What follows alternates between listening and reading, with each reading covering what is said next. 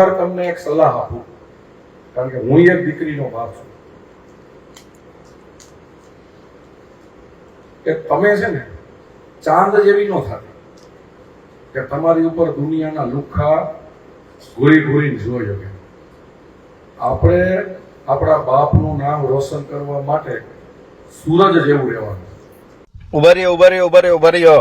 ઉભા રહ્યો તમે યાર ડાયરેક્ટ ટોલના કૂદીધા વગર વહી જાવ એમ કેમ હાલે? ગામની છોકરીઓને પછી તમે સમજાવવા જાજો તમે કોઈ હારા નથી હો. આમ વાહે ફરીને જામ આપણી ઘરે જોઈ લેવું, પછી કોકની છોકરીઓને સલાહ દેવા જવાય. આપણે આપણું ઘર જોઈ લેવું.